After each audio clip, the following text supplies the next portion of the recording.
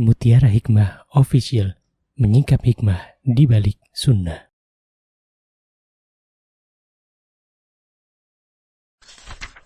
Salurkan donasi terbaik Anda untuk mendukung dakwah Mutiara Hikmah Official.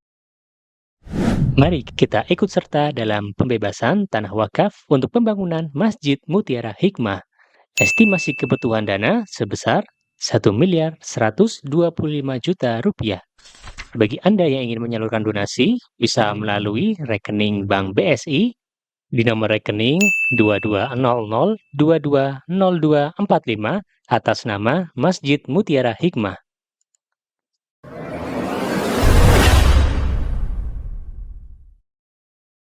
Kitab Tazkiyatun Nufus, 10 kiat menyucikan jiwa yang ditulis oleh Syekh Profesor Dr. Abdul Razak bin Abdul Muhsin Al-Badr hafizahullahu ta'ala. Ada yang kenal sama beliau? Ibu-ibu ada yang kenal enggak? Belum ada yang kenal? Pernah dengar ceramah-ceramah beliau enggak? Belum.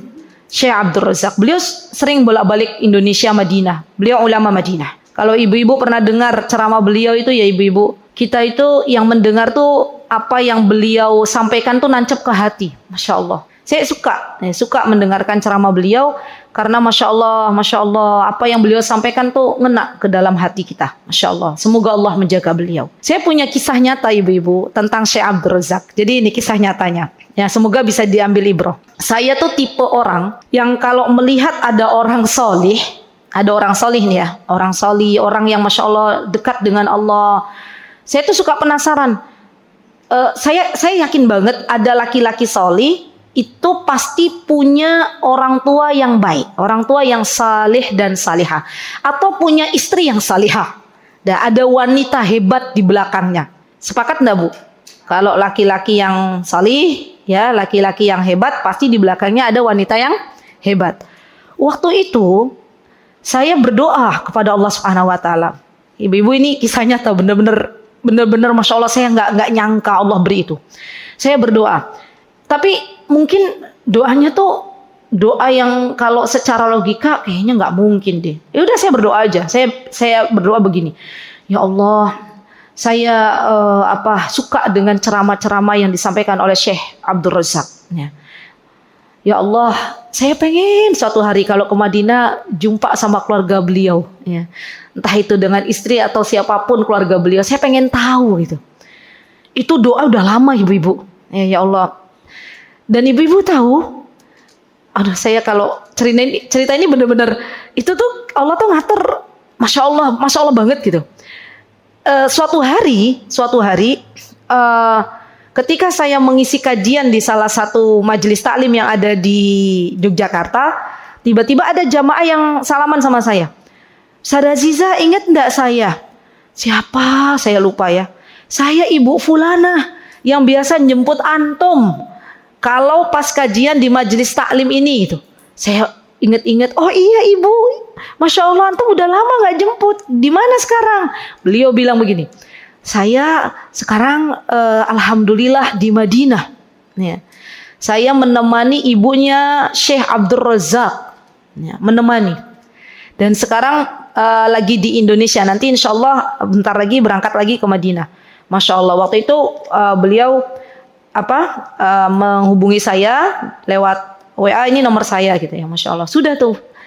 Nah, ketika kami ada kesempatan untuk ke Madinah, saya berusaha menghubungi beliau. Dan memang kami tuh seneng kalau misalnya memang kami nggak bawa barang banyak untuk umroh, biasanya kami tawar-tawarkan tuh. Baik itu anak-anak mahasiswa Madinah ataupun yang tinggal di Madinah atau di Mekah. Biasanya begini, saya menawarkannya. Assalamualaikum, insya Allah sepekan lagi kami sekeluarga akan mengunjungi kota Madinah.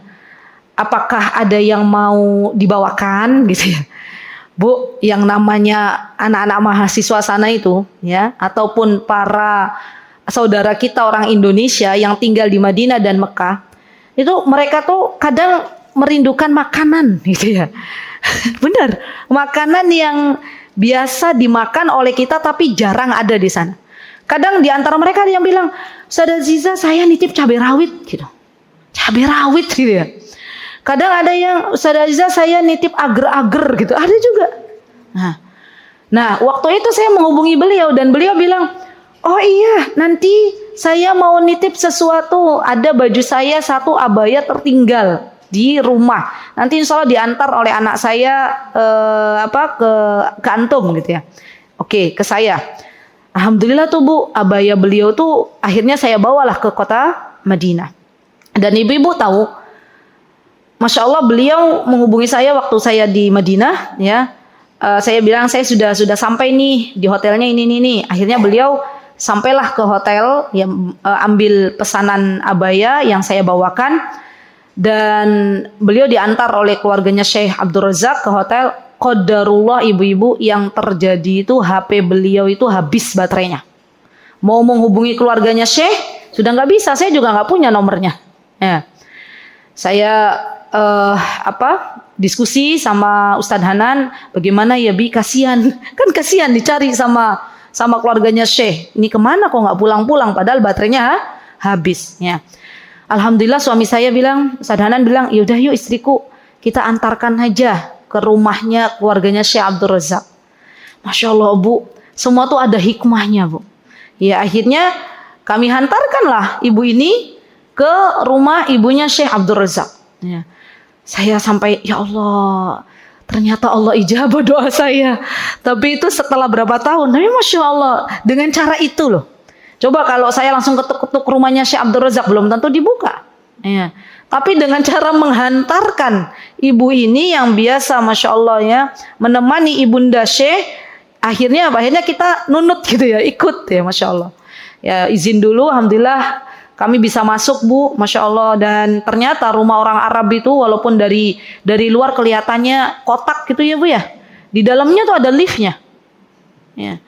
Jadi kalau di tempat kita lift tuh adanya di mall gitu ya, di sana tuh di rumah ada lift. Ya Masya Allah.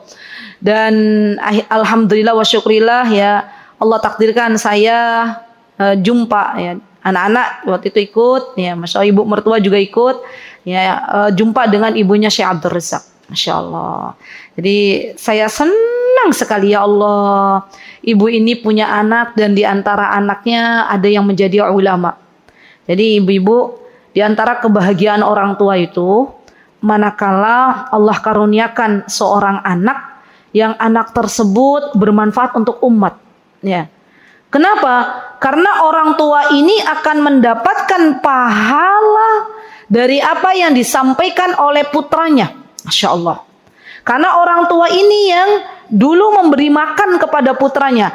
Ada makanan yang menjadi daging dalam diri putra orang tua yang yang anaknya itu bermanfaat untuk umat. Masya Allah. Dan dia dapat pahalanya.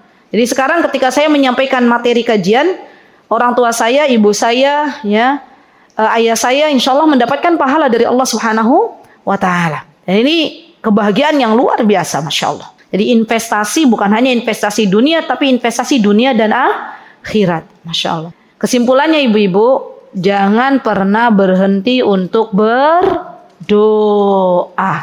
Dan jangan pernah mengecilkan doa. Itu yang sering saya pesan kepada para jamaah. Jangan pernah mengecilkan sebuah doa.